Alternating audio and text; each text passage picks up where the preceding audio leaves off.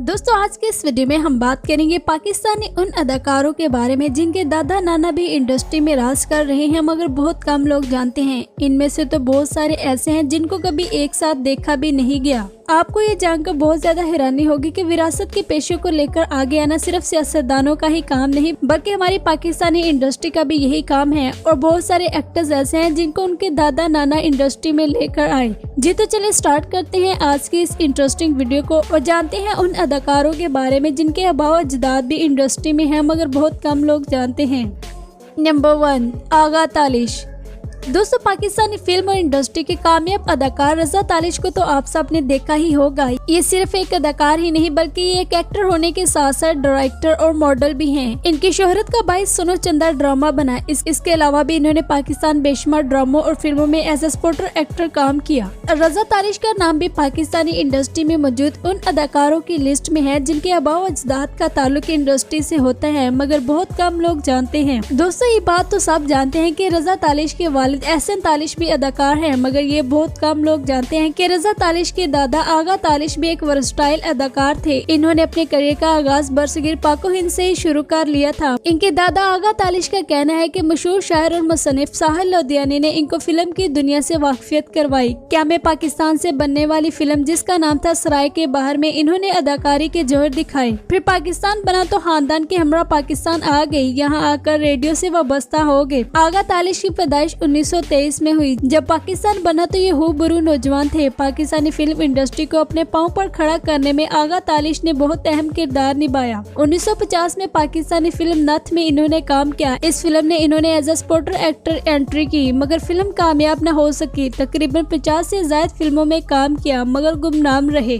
फिर 1956 की फिल्म गुड्डा गुड्डी से इनको पहचान मिली मगर फिर इन्होंने पाकिस्तान में पहली उर्दू जुबान में बनने वाली फिल्म 1968 में द डायमंड जुबली फिल्म में काम किया जिसके डायरेक्टर शान शाहिद के वालिद रियाज शाहिद थे। इस फिल्म ने आगा तालिश ने एक मैनेजर डेविड के नाम से एक इसराइली फरंगी का काम किया। ये फिल्म काफी हिट हुई और यही इनकी पहचान बन गया। ये जहां भी जाते लोग इनको इसराइली फरंगी के नाम से जानते। इसके बाद इनको बेशुमार फिल्मों में यही किरदार करने को मिलता और ये बखूबी इन किरदारों को निभाते। 5 दहाइयां फिल्म इंडस्ट्री पर इन्होंने राज किया। आगा तालिश के बेटे एहसन तालिश ड्रामा डायरेक्टर थे जबकि उनके बेटे रजा तालिश जो कि इस वक्त एक नया उभरता हुआ तारा है और इनको सुनो चंदा ड्रामे में अदाकारी करने से शोहरत मिली। ये एक अदाकार होने के साथ साथ डायरेक्टर भी हैं। इन्होंने the national college of art से डिग्री कंप्लीट की और अपने वालिद की कंपनी को संभाला। 2020 की सुपरहिट साबित होने वाली फिल्म द टच बटन में इन्होंने एज ए एसोसिएट डायरेक्टर काम किया। रजा तालिश ज्यादा स्क्रीन के सामने नहीं आते मगर जितने भी बड़े बड़े अदाकार हैं सबके रजा तालिश के साथ बहुत ही अच्छे ताल्लुकात हैं और उम्मीद है कि ये अब मेन किरदार भी निभाएंगे।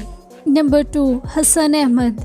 दोस्तों पाकिस्तानी ड्रामा और फिल्म इंडस्ट्री के कामयाब अदाकार हसन अहमद और सुनीता मार्शल को कौन नहीं जानता। हसन अहमद का ताल्लुक एक मुस्लिम फैमिली से जबकि सुनीता मार्शल का ताल्लुक एक ईसाई फैमिली से है। इन दोनों ने बहुत ही धूमधाम से शादी की। जब इन्होंने शादी की तो सबने इतराज किया कि इनकी शादी ज्यादा देर तक नहीं चल सकेगी मगर इन दोनों ने सबके नजरिए को गलत साबित कर दिया और आज भी ये दोनों ऐसे एक खुशगवार जिंदगी बसर कर रहे हैं कि जैसे हाल ही में इनकी शादी हुई हो। हसन अहमद ने एक शो में इस बात से पर्दा उठाया कि माजी के मशहूर और मरूफ अदाकार लतीफ कबाड़िया इनके नाना हैं। मजीद इन्होंने अपनी बात को जारी रखते हुए कहा कि मैं लतीफ कबाड़िया का नवासा हूं और वो मेरे नाना थे। हम दोनों के अंदर एक बहुत ही दोस्ताना रवैया था। हसन अहमद के नाना के बारे में आपको बताते चले कि Pakistani drama TV radio industry के लेजेंड अदाकार लतीफ कबाड़िया साहब किसी तारुफ के मुहताज नहीं। ये इंडिया में 1934 को पैदा हुए। इब्तिदाई तालीम इन्होंने इंडिया से हासिल की। पाकिस्तान बना तो हिजरत कर 1947 में यहाँ आ गए और कराची में रहाइश पजीद हो गए। 1954 में ग्रेजुएशन की और स्टेज ड्रामा से अपने करियर का आगाज किया। इनके पहले ड्रामे का नाम शहनाज था।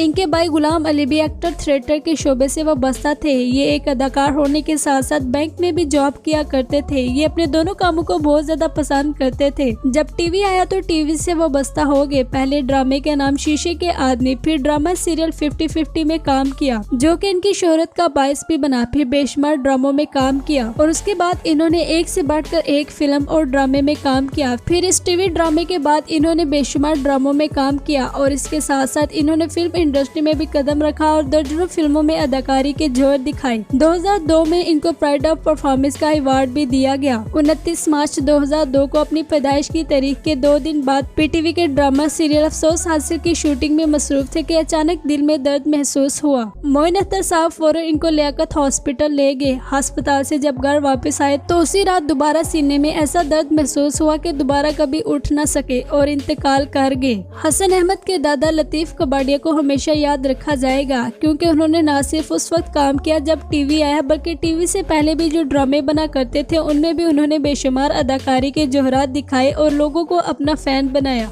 नंबर 3, अहमद अली भट्ट। दोस्तों, पाकिस्तानी मशहूर और मरूफ अदाकार अहमद अली भट्ट को तो आप सब बखूबी जानते ही होंगे। अहमद अली भट्ट ने बहुत कम अरसे में बहुत ज्यादा शोहरत समेटी। यूँ तो अहमद अली भट्ट के खानदान में से बहुत सारे लोग अदाकार हैं। अहमद अली भट्ट एक अदाकार होने के साथ साथ आजकल होस्टिंग करते हुए भी दिखाई देते हैं। इनकी होस्टिंग का स्टाइल ऐसा है कि ये सिर्फ अदाकारों का ही इंटरव्यू नहीं लेते बल्कि बहुत सारे होस्ट का भी इंटरव्यू लेते हैं, जिसमें बड़े बड़े होस्ट फहद मुस्तफा और निदा यासर वगैरह भी शामिल हैं। अहमद अली भट्ट के बारे में तकरीबन सभी लोग जानते हैं कि मलका तरन्नुम नूरजहां इनकी नानी थी। बरसगीर पाको हिंद में एक ही नूरजहां थी जिनके चर्चे मशरिक और मगरिब तक थे। जितना ज्यादा म्यूजिक के बारे में नूरजहां को इल्म था इतना शायद किसी को भी ना हो। कहा जाता है कि जब नूरजहां ने वफात पाई तो इंडिया ने कहा था कि आप हमें मुर्दा नूरजहां दे दे तो हम आपको कश्मीर दे देंगे, मगर पाकिस्तानी सियासतदानों ने ऐसा नहीं किया और नूरजहां को अपने ही मुल्क में दफन किया। इस बारे में आपकी क्या राय है कि क्या नूरजहां का मुर्दा जिस्म इंडिया को देकर कश्मीर हासिल कर लेना चाहिए था या नहीं? उस वक्त के सियासतदानों ने ठीक किया या नहीं? ये कमेंट कर आप ही बताएंगे। म्यूजिक के बारे में जितनी आगाही नूरजहां को थी शायद ही इतनी किसी और अदाकार या गुलकार को होती। नूरजहां की नस्ल में से बहुत सारे फनकार पैदा हुए जिनमें से एक नाम अहमद अली भट्ट का है। ये मैडम नूरजहां का नवासा है। नूरजहां की फैमिली में से अहमद अली भट्ट ने ही सबसे ज्यादा फेम हासिल किया। यूँ तो बहुत सारे लोग हैं मगर शोहरत का बायस अहमद अली भट्ट ही बने। इन्होंने अपनी वर्सटाइल अदाकारी और स्टाइल की वजह से रातों रात शोहरत समेटी और आज ये शोहरत की बुलंदियों को छू रहे हैं। ये बहुत सारे शोज में एज अ जजेस की हैसियत से भी काम कर चुके हैं।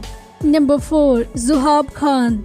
नाज़रीन, ज़ुहाब खान इस वक्त पाकिस्तानी ड्रामा इंडस्ट्री का एक नया उभरता हुआ सितारा है। ज़ुहाब खान ने अपने करियर का आगाज कमर्शियल से किया है और शायद यही वजह है कि हर दूसरे कमर्शियल में हमें ज़ुहाब खान देखने को मिलते हैं। ज़ुहाब खान का कहना है कि माजी के मशहूर अदाकार मोइन अख्तर साहब इनके नाना हैं। मोइन अख्तर हर दिल अजीज अदाकार थे। ये सिर्फ एक अदाकार ही नहीं बल्कि होस्ट भी थे और कहा जाता है कि पाकिस्तानी तारीख में आज तक कोई भी ऐसा होस्ट पैदा नहीं हो सका जो कि इनके रिकॉर्ड तोड़ सके। इनकी अदाकारी के साथ साथ इनकी होस्टिंग को भी काफी ज्यादा पसंद किया जाता था कि आज तक इनका कोई जोड़ न मिल सका। मोइन अख्तर से ज्यादा अच्छी होस्टिंग किसी ने नहीं की। इनके मुतालिक पाको हिंद के मशहूर और मरूफ अदाकार दिलीप कुमार ने कहा था कि ये मेरी खुशकिस्मती है कि मेरा इंटरव्यू मोइन अख्तर कर रहे हैं। अब इस बात से आप खुद ही अंदाजा लगा सकते हैं कि मोइन अख्तर अपने दौर के कितने सुपरहिट अदाकार और होस्ट थे। मोइन अख्तर का इंडिया में भी काफी लोहा माना जाता था और आज भी इंडिया में बड़े बड़े अदाकार अक्सर मोइन अख्तर का नाम लेते हुए दिखाई देते हैं। दोस्तों, ज़ुहाब खान एक एक्टर, मॉडल, आर्टिस्ट होने के साथ साथ बेशुमार कमर्शियल्स में काम करते हुए भी नजर आते हैं। इनका कहना है कि मोइन अख्तर इनके नाना हैं। नंबर 5, अली अब्बास। नाज़ो मशहूर मरूफ अदाकार अली अब्बास का शुमार इंडस्ट्री में मौजूद उन अदाकारों में होता है जो बहुत ज्यादा काम करना पसंद करते हैं। अली अब्बास के बारे में तकरीबन सभी लोग जानते हैं कि इन्होंने एक ऐसे खानदान में आंख खोली जो कि सारी की सारी ही इंडस्ट्री में रची बसी हुई थी। अली अब्बास के न सिर्फ पेरेंट्स का ताल्लुक इंडस्ट्री से है बल्कि इनके नाना दादा भी इंडस्ट्री से ही है। माजी के मशहूर अदाकार अनायत हुसनैन इनके नाना हैं और इसके साथ साथ माजी की मशहूर पर्सनैलिटी हमीद अख्तर भी इनके नाना थे, जिससे साफ साफ जाहिर होता है कि अली अब्बास के सिर्फ वालिदैन और चाचा मामू ही अदाकार नहीं बल्कि इनके नाना और दादा भी अदाकार थे। नंबर 6, बहिश्त शान शाहिद। दोस्तों, शान शाहिद की बेटी बहिश्त से तो आप सब बखूबी आगाह ही होंगे। इन्होंने कुछ अर्सा पहले ही पाकिस्तानी ड्रामा और फिल्म इंडस्ट्री में कदम रखा, बल्कि सिंगिंग में भी काफी ज्यादा एक्टिव दिखाई देती हैं। एक शो के दौरान होस्ट ने बहिश्त खान से पूछा कि आपको कैसा लग रहा है कि आप अपनी नस्ल में से तीसरी हैं जो कि इंडस्ट्री में आई हैं। मजीद उस होस्ट ने अपने सवाल को जारी रखते हुए कहा कि हमें साथ साथ ये भी बताएं कि क्या आपको शुरू से ही इंडस्ट्री में आने का शौक था या फिर आप अपने बाबा के कहने पर आई हैं। जिस पर पर शान शाहिद की बेटी बहिश्त शान शाहिद ने बड़ा ही खूबसूरत जवाब दिया। इनका कहना था कि मेरा अपनी दादी के साथ बहुत ज्यादा लगाव है और मेरी दादी मुझे बहुत सारी कहानियाँ सुनाती थी, जिनमें से अक्सर मेरे दादा के मुतल्लिक होती थी और वो मुझे बताती रहती थी कि कैसे मेरे दादा अब्बू ने कितनी ज्यादा फिल्मों में काम किया और एक से बढ़कर एक कामयाबी हासिल की, जिससे मेरे अंदर शौक पैदा हो गया था कि मैं भी बड़ी होकर अपने दादा अब्बू की तरह एक कामयाब अदाकार बनूंगी, जबकि इनके वालिद भी अदाकार थे। दूसरी तरफ जब शान शाहिद से पूछा गया कि आपकी बेटी इंडस्ट्री में आ चुकी है तो आपको कैसा महसूस हो रहा है, जिस पर शान शाहिद ने ऐसा जवाब दिया कि आज भी लोग इनके जवाब पर तनकीद करते हुए नजर आते हैं। आपके मुताबिक तनकीद होनी चाहिए या नहीं? जवाब सुनकर आप भी कमेंट करें। शान शाहिद का जवाब ये था कि जैसे हमारे मुल्क के सियासतदान चाहे उनके बच्चे क्वालिफाइड हो या ना हो, वो उनको विरासत में सियासत सौंप देते हैं और अपनी कुर्सियां नस्ल दर नस्ल आगे बढ़ाते रहते हैं। इसी तरह हम अदाकारों को भी हक है कि हम भी अपने बच्चों को आगे लेकर आएं। मजीद शान शाहिद ने कहा कि मुझे इस बात पर बहुत ज्यादा फख्र और खुशी है कि मेरी बेटी ने ड्रामा और फिल्म इंडस्ट्री को चुना और इस तरफ आई, जिस पर लोगों ने ट्रोल किया कि बड़ी ही कोई अच्छी बात है जिस पर आपको फख्र है, आपको तो डूब मरना चाहिए कि आपकी बेटी भी कंजरों की तरफ आ रही है। अब लोगों को ऐसी बातें करनी चाहिए थी या नहीं, ये कमेंट कर आप अपनी राय का इजहार करें।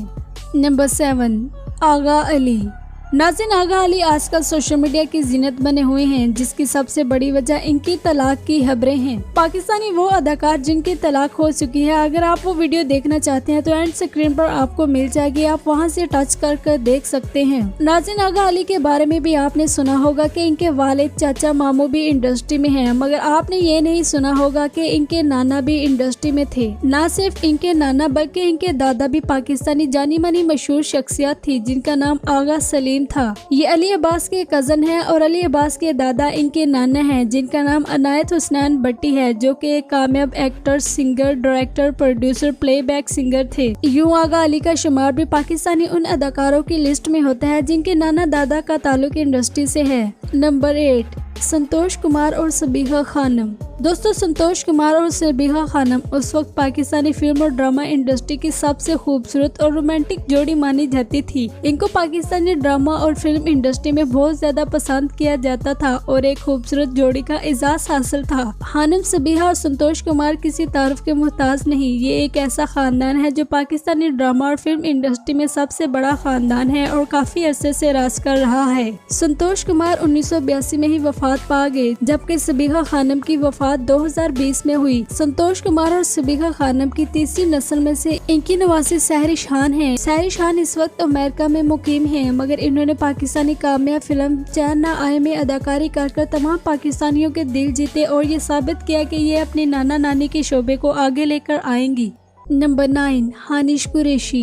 दोस्तों, हानिश कुरैशी कोई और नहीं बल्कि पाकिस्तानी कामयाब अदाकार फैसल कुरैशी की बेटी है। फैसल कुरैशी अपनी बहुत ज्यादा उम्र होने के बावजूद आज भी ड्रामा और फिल्मों में हीरो का किरदार करते हुए दिखाई देते हैं। हानिश कुरैशी इनकी पहली वाइफ से है, जिनको ये तलाक दे चुके हैं। तलाक के बाद इन्होंने हानिश कुरैशी को अपने पास रखा और उसकी परवरिश की। जब वो बड़ी हुई तो उन्होंने पाकिस्तानी ड्रामा और फिल्म इंडस्ट्री ज्वाइन कर ली। फैसल कुरैशी की वालिदा शान कुरैशी भी पाकिस्तानी ड्रामा और फिल्म इंडस्ट्री की कामयाब अदाकारा ठहरी हैं।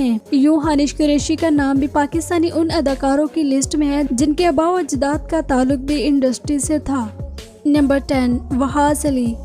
दोस्तों, वहाज अली के बारे में मैं ज्यादा बात नहीं करूंगी क्योंकि इनको लेकर हमारे चैनल पर आगे ही वीडियोस मौजूद हैं, जो कि आपको एंड स्क्रीन पर मिल जाएगी, आप देख सकते हैं। दोस्तों, ये थी आज की इंटरेस्टिंग वीडियो। कमेंट करके अपनी राय का इजहार करें, चैनल को सब्सक्राइब कर ले और बेल आइकन पर भी प्रेस कर दें। इंशाल्लाह मिलते हैं नेक्स्ट वीडियो।